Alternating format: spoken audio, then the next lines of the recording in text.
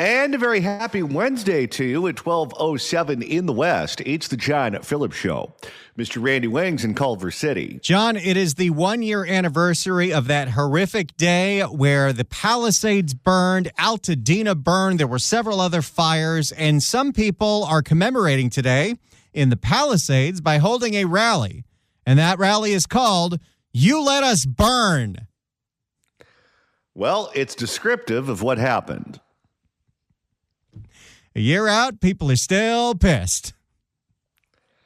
800-222-5222 is the telephone number, 1-800-222-5222. Coming up at the top of the hour, we're going to go live to the Palisades, and we're going to speak with a victim of that fire who lost her home in the blaze and is not happy at all at what she is receiving from the city in terms of city services, in terms of permit processes, those sorts of things, and she has a lot to say about it. One of the other unanswered questions, of the many unanswered questions that exist regarding that fire, is just exactly what happened to the fire aid money that was raised and was promised to the fire victims.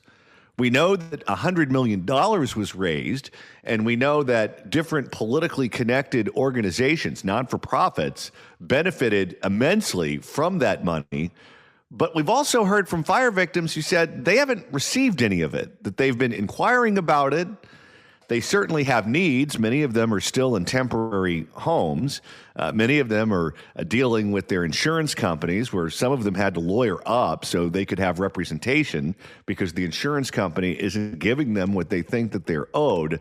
Yet none of that money is available for those purposes, which leads to the question, just exactly why not? And congressional Republicans just released a report as to where that money went, and it's not looking great. For more, here's CBS in Los Angeles. Now, 1 year tomorrow, we all witnessed This was last night. Now, 1 year tomorrow, we all witnessed the horror of the Eaton and Palisades fires. And tonight, a new report from Republicans in the U.S. House claims the people behind the fire aid concerts last year that raised $100 million did not keep their promises to fire victims. And CBS LA political reporter Tom Wade is here now, and you've uncovered a lot with this story, Tom. Right, Pat, and we spoke with both Republicans and Democrats, and as you can imagine, there's some different perspectives there. So the concerts were by all... Yes, the perspective is, hey, the money didn't go to fire victims, and the other perspective is, well, the money was always supposed to just go to unrelated nonprofits. Because that's how business is done here. The concerts were, by all measure, a tremendous success. Dozens of the country's top stars performing. The owners... They literally put fire victims on the screen, talking about the destruction that happened, talking about how they need to rebuild. And one of the guys that was on those video screens went on with Marla Tea saying, I haven't seen a dime. How is that not fraud? The owners of the Clippers organizing it all and donating $50 million on top of the $50 million viewers donated. Ever since the shows, though, a small group of Republicans is... That's more than Steve Ballmer spent on the legislature to get them to approve his 4 a.m. last call at his little lounge at the Clippers arena. Okay, if you need to go to the legislature so you can keep your bar open an extra couple of hours, your friends are probably alcoholics. A small group of Republicans has claimed the money did not go where it was promised. But event organizers say the criticism is all a cheap political stunt. Organizers of the star-studded Fire Aid benefit concert that took place almost a year ago are once again facing accusations the $100 million raised did not directly help fire victims. Tuesday, House... Would have been a really simple thing, right? You know exactly whose homes burned down, who were evacuated, whose homes are unlivable due to smoke damage. You take that $100 million, you divide it, and you send them a Venmo. Nope, that's not what was done.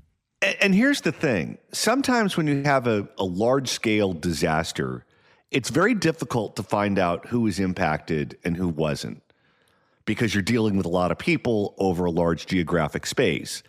In this particular case, you're dealing with homeowners in Pacific Palisades, so you know who they are. It would be very difficult if you have any kind of security measures at all to defraud the system. You're not giving them the money not because you can't. You're not giving it to them because you don't want to. Tuesday, House Republicans made public the findings of their investigation into how the fire aid funds were spent. The report highlights some examples of where the funds were not used in the way that the donors likely would have wanted them to be used. Northern California Republican Congressman Kevin Kiley helped launch the investigation. You had examples. After he saw the report on Fox 11. I'm telling you, it's the local news that is causing all of these politicians to eventually jump. You had examples of money that went towards voter outreach efforts, towards political advocacy groups, towards podcasters, towards fungus planting efforts. Wait. Podcasters were getting fire aid money? Because why not? I would love to see exactly how that worked. And voter registration? Yeah, what does that have to do with someone's house that burned down or smoke damage? Nothing. Money that went towards voter outreach efforts, towards political advocacy groups, towards podcasters, towards fungus planting efforts. And so those examples are pretty troubling. I do want to be clear that there were many organizations that got funds, nonprofits, that are certainly very worthy nonprofits. Fire aid organizers deny the claims made. Wasn't one of them like the Center for Native American Studies? Okay, why not just give the money directly to them? Because the needs of each individual family is probably very different. If you have let's say, a relative or a friend who's letting you stay at their house because you're from here and you have a social network here, then that person may not need a hotel. But if you don't have any family in the area and you need a place to stay, that person might need a hotel. If you have an insurance company that's playing ball with one person, but a different insurance company that's not playing ball with another person, they may need legal representation. Why not just give the money to them so they can spend it how they need to? Fire aid organizers deny the claims made in the House Judiciary report. They stand by their original promise that all money raised would go to well-known, vetted nonprofits. Oh, see, the plan all along was for the money never to go to the victims. It was to go to nonprofits, and the nonprofits will figure out what to do with that money. So it was a scam from the moment they conceived the idea. Yes. That serve the residents. Then this is just business how it is done in California. Everything is about the nonprofits, the politically connected. That serve the residents of Altadena, Pasadena, the Palisades, and Malibu. Fire aid released an audit months ago detailing where the money went, and the LA Times did an exhaustive investigation and confirmed 100 nonprofits got all the money they were promised. And if you wonder what those nonprofits were, you got to look up our friend Sue Pascoe's column on Circling the News. She's in the Palisades and saw some of the nonsensical nonprofits that were getting this money. But here's why this is fraud. If you went on TV and you said, we're raising money for voter registration or we're raising money for podcasts, no one would write checks, or maybe a limited pool of people would. But if you put the fire victims on and you say, write a check to help these people, then everyone's motivated to write the check. So you're not only defrauding the victims, you're defrauding the donors. Democratic Congressman Brad Sherman represents the Palisades. Oh, no. Why was it Kevin Kiley that was the one that started the ball rolling on this and not Brad Sherman, if he's the one that represents these people? What has Brad Sherman done for anybody? Good This question. is a unipartisan investigation. They chose not to involve me or Judy Chu or any of the Democrats on the relevant committee. They seem to hate the organization because maybe some of the money, small portion of it, went to undocumented immigrants. Wait, what? So they're giving money to illegal aliens too. The Fire Aid benefit concert held last January was a one-night event held at both the Kia Forum and Stop the tape for a second. Just think about this for a minute. He is offended that they're investigating this. Offended because of the money that went to the non-for-profits and not the fire victims. He said, well, some of it went to illegal aliens. And that's really what they're upset about. He's not upset that the money didn't go to the fire victims at all. The Fire Aid benefit concert held last January was a one-night event held at both the Kia Forum and the Intuit Dome. Clippers owner Steve Ballmer produced the event. He and his wife Connie matched donations. The $100 million raised went to a wide range of nonprofits, including food banks, the Pasadena Humane Society, and advocacy groups for marginalized communities. Okay, explain that last one. What does that have to do with anything? And advocacy groups for marginalized communities. How exactly is that helping out people whose homes burned down? People who their entire wardrobes were extinguished. They didn't have any clothes except the clothes on their back. What exactly does that have to do with? And advocacy groups for marginalized communities. You're dealing with a group of people, mostly homeowners, who lost everything due to government incompetence. And you're giving money to those groups? The criticism from Republicans was sparked by complaints the funds were not directly given to Eaton and Palisades fire victims. The two issues are, number one, that the funds didn't go directly to victims when a lot of people thought that's what would happen.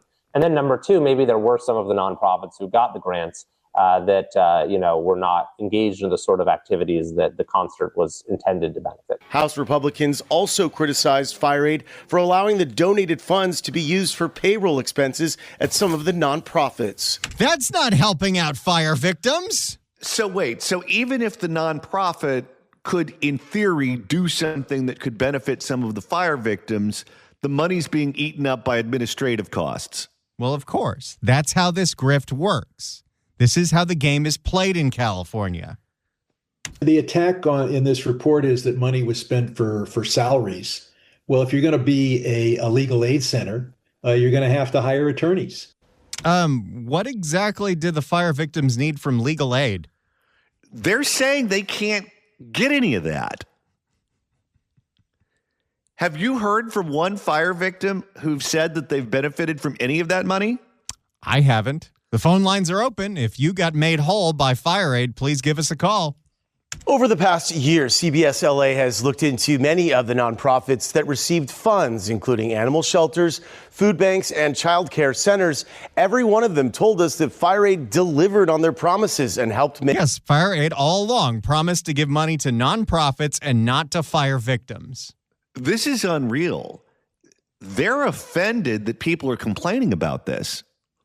Yep. Every one of them told us that Fire Aid delivered on their promises and helped make a difference for fire victims over this very difficult year. Pat. Thanks so much for that transparency and hearing from both sides, Tom. Thanks, Pat. There you go. Unreal. This is what happens in a one-party state. This is what the mob does. I think I told this story on the air at some point in the past. At one point, my dad sat on the board of directors of a company that imported tires from other parts of the world. And most of their business, if not all of it, was at the Port of Los Angeles. And for all the problems at the Port of Los Angeles, at least when they were doing business there, it was a clean port. You didn't have to pay anyone off. You didn't have to do business with the mob. Whatever the cost was, whatever the regulations were, is what they were. And you could negotiate with whoever it was that you were doing business with, and you knew what you were getting. At one point, they decided that they were going to expand to the East Coast, and they were going to do business at some port in New Jersey. And so they went there to negotiate with the people that run the port. And the people that ran the port said, okay, well, you can import your tires, but you have to pay off this group, and you have to pay off that group, and you have to pay off this one and that one, and these politicians, and that family from the mob. And the list went on and on and on. And eventually, these California businessmen got back on the plane, and they came home, and they said, we can't do business there. Because if you pay everyone off, they said that needs to be paid off, there's no money left over for you. So what's the point of dealing with that headache? And they just passed on doing business on the East Coast, and they focused on doing business in California on the West Coast, mainly at the Port of Los Angeles. But for a large part of the world, that's just how business is done, where there are favored groups There are favored entities, favored individuals, and you have to grease their palms so you can do whatever it is that you want to do. And if you have a problem with that, then you just don't do business there. But that's how it works. And with these dollars that were raised for the fire victims, that same attitude, the same attitude that the corrupt politicians and the mob in New Jersey used on people who wanted to do business with the port, is how they're treating the fire victims. Oh, you want money to go to some places that could potentially help the fire victims? Okay, you have to pay all of us off first. And once you pay all of us off first, then we'll see if there's anything left over for you.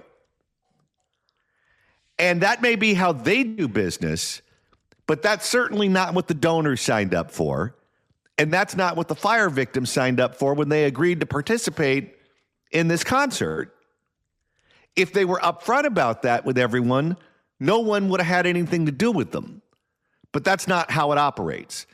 And when you're dealing in the aftermath of a tragedy, you don't have time to hire an attorney and to make sure that everything is going to go just right and all of the I's are dotted and T's are crossed.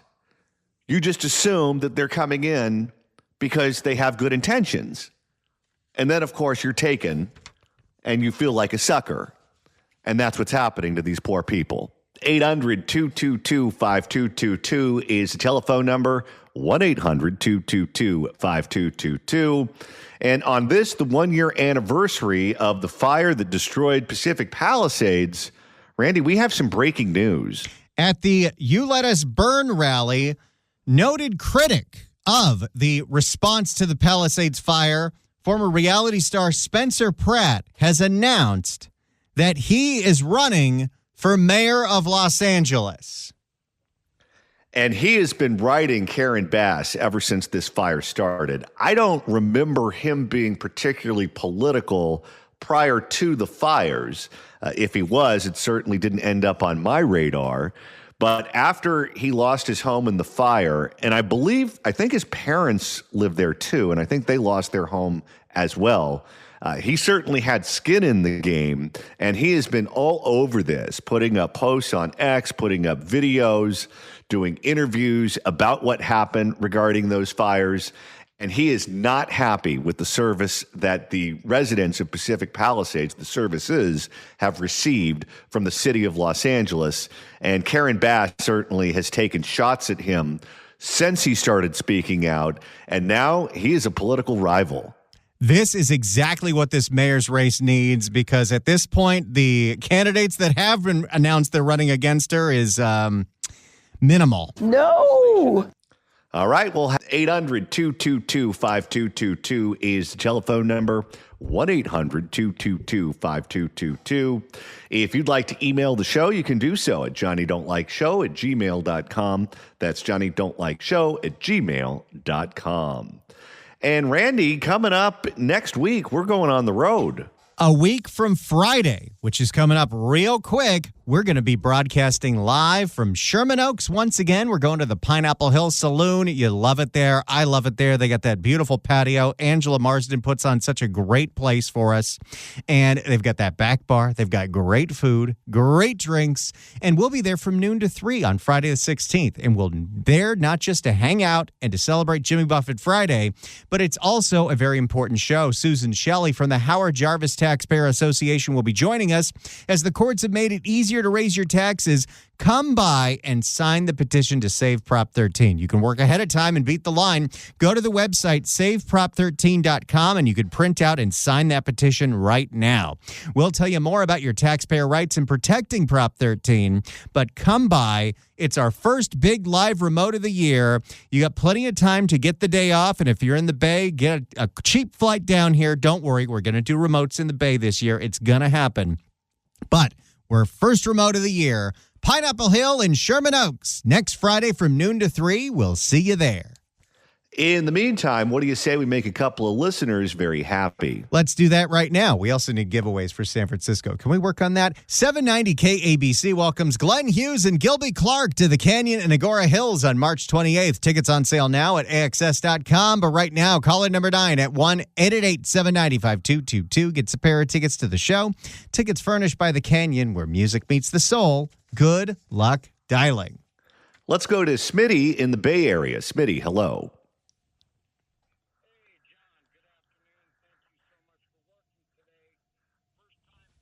Long-time listener. These fires, John, I'll try and be brief here. These fires, the Palisades fire, the Lahaina fire, let's not forget those folks, the Sonoma fire.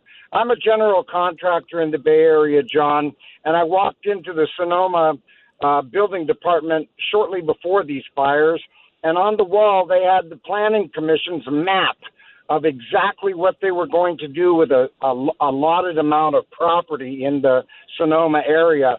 Turns out that fire was the exact footprint of what they were going to use the land for. The insurance companies are in this. They aren't paying, and when they are paying, they're paying the wrong people. And then the building departments aren't allowing permits. This is a money and a land grab. It is not a conspiracy. It is fact on paper, black and white. Your thoughts? Well, I fear that you're correct. And I say that because as someone who's been working in the news business my entire life, this is how it works. There's a story that, if it's big enough, becomes the biggest thing in the world for a period of time. And then the general public starts worrying about other things because there are other big stories that pop up. For the people who are directly impacted by it, obviously their lives don't move on the way they do for everyone else, and you have to be the one with the mop and the bucket and put everything back together. Now people are paying attention to it again because it's the 1-year anniversary, and now that Spencer Pratt is running for mayor, hopefully people will focus on it throughout the campaign as Karen Bass seeks another 4 years. But most people have busy lives. Most people have short attention spans. Most people are not focused on what's going on with the permitting process and with the insurance payouts and all of those sorts of things. And because of that, the politicians have an immense amount of power, because if no one's watching them, if no one's minding the store, then they can do whatever it is that they want to do.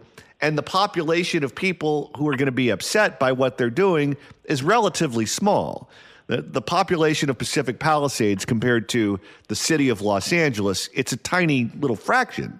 And then when you think about the fact that because the homes burned down, many of them no longer live in the city of Los Angeles. Some of them moved into other cities in LA County. Some of them moved to other counties. Some of them moved to other states. They have essentially no political power. They can't vote. They don't have the time to show up and protest outside of City Hall because they're trying to put their lives back together. And they are dangling in the wind.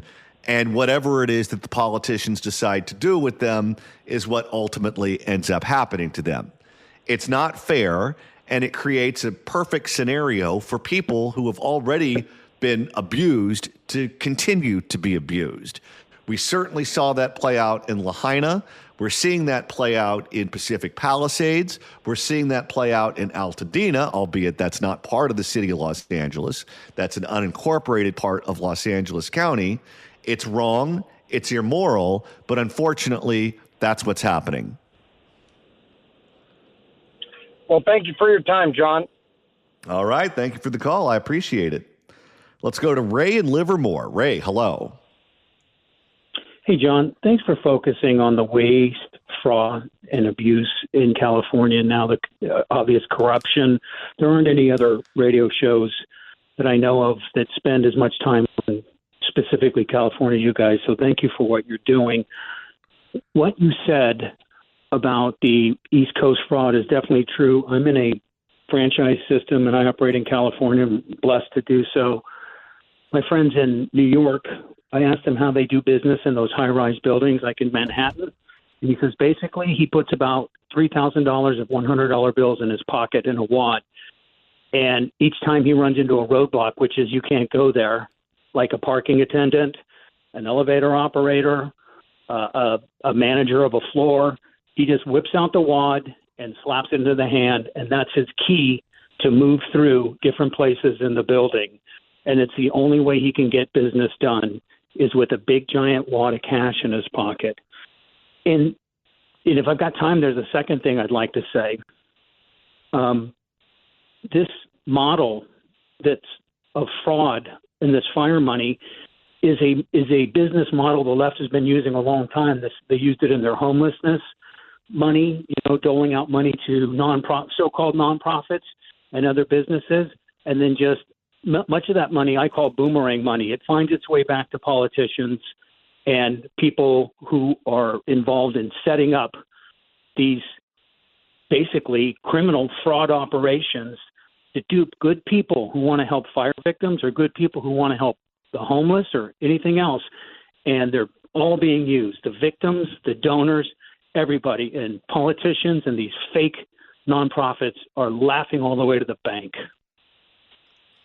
Well, that's certainly true. And to the point that you made about what it's like to do business on the East Coast, that is part of the reason why government is relatively clean in California. I know people laugh when they hear that today because of all the stories that we talk about and all the corruption that we know exists here. But believe it or not, our system was set up to produce clean government. Because California back then is a lot like, or was a lot like, California now, which is that most people weren't from here. Most people came here from someplace else. And if you came here from one of the big East Coast cities, if you came here from New York or one of the big towns in New Jersey, Newark, whatever, Philadelphia had a Republican political machine. Most of them were Democratic political machines back there. But they came here and they said, we do not want California to be like that. And so our government is set up to prevent that from happening. That's why we have the initiative process.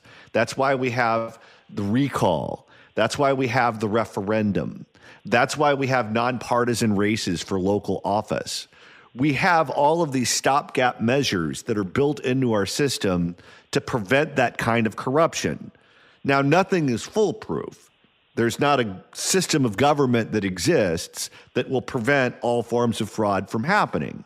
But for the most part, when you look at our system compared to the way it worked in Tammany Hall and other parts of the country where these corrupt machines just ran the entire government, and if you weren't part of the machine, you were left out, we have a system that if we put good people in office, you can expect clean government. The problem that we have now is we have one-party rule. And when you have one-party rule, there's no one minding the store. They don't have to worry about losing re-election. When the news media is dependent on you to do their job, many times they won't report critically on what it is that you're doing, so they look the other way. And with everyone looking the other way, whatever it is that are your worst impulses that allow you to profit the most from the power that you have are typically what people end up doing.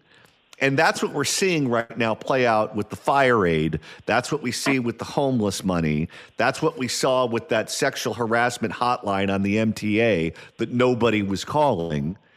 It's an opportunity that prevents itself, and the attitude is, well, if the money's there, why shouldn't I take it? Because if I don't, someone else will. And we have to find a way to cut that out. Because for the most part, in a state that is relatively affluent, when the money gets stolen, people don't regard it as being a big deal. But when you look at what's going on right now with the pain and the suffering of all of these fire victims, and they're literally taking the food out of their mouth so they can line their own pockets, people get offended. And now that people are offended and we're focused back on the fires because of the 1-year anniversary, now's the time to do something about it. And with Spencer Pratt running for mayor, and I don't know how he comes down on any issue other than the fire, but I know on the fire he's dead on. But if clean government is part of the platform that he's going to run on, the city of Los Angeles could use some of that. And I wish him the best. And we'll have to have him on the program and learn more about his campaign. 800-222-5222 is telephone number. 1-800-222-5222. The Fix California Hour coming up after the news at 1. It is the 1-year anniversary of the fire that destroyed Altadena in the Pacific Palisades. And one of the questions that homeowners are still wrestling with is what to do. Do you rebuild or do you cut bait and move on with your life? And that is a decision that is coming up real quickly for a lot of Palisadians as their temporary rent assistance, temporary mortgage forbearance is expiring now that it's been a year. So do you keep going, try to rebuild, or do you say Orange County it is? For more, here's CBS in Los Angeles.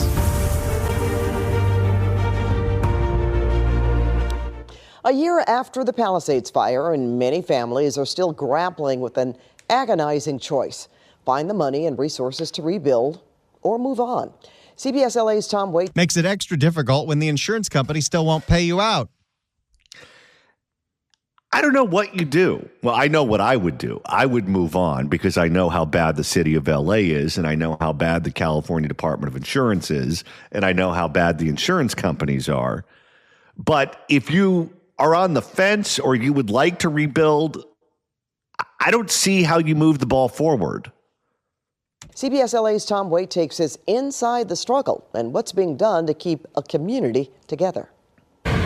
Rising from the ruins, the Palisades is being rebuilt. Neighborhoods decimated by fire are now coming back to life. It's remarkable to look around in the Palisades and see all of the activity and the construction that is currently underway. LA City Councilwoman Tracy Park represents the Palisades. We spoke with her outside LAFD Fire Station 69 in the heart. Nice. Okay, how many people do you think take selfies in front of that station? All the time. In the heart of the Palisades. What really motivates and inspires me is that there are so many people that are committed to getting back here. We have hundreds of new construction starts already. Yeah, but we could use thousands. There's a lot of people who live there. Calvary Christian is already back on campus. Marquez is already back on campus.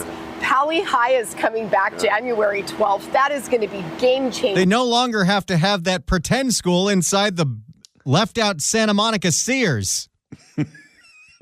That's what they were doing. Oh, no. Game-changing. While there is optimism here, Park acknowledges there are many challenges, and many of them will come to a head early this year. People are making really hard decisions. They're facing different timelines. For families who have young children who remain displaced, the questions are very personal about whether they're going to disrupt kids by pulling them out of school and moving back or not. Another major unresolved issue, permit fees. How are we? Wait, it's a year later. How are we still working on this, LA City Council? Because this is the LA City Council moving as fast as they can, which is like molasses. Another major unresolved issue, permit fees. LA Mayor Karen Bass wants council to waive them. Park agrees, but the issue remains in limbo in City Council. Shangu, you were right. I'm so sorry that people made fun of you for so many years, but you were right. The bureaucracy is real. I don't even know if you can blame this on the bureaucracy because you only need 8 votes. Over how much it will cost taxpayers. How much money do you need to make from people that are trying to rebuild the homes that were burned down, most likely because of the negligence of the city? I love the fact that they have money for every worthless social program under the sun.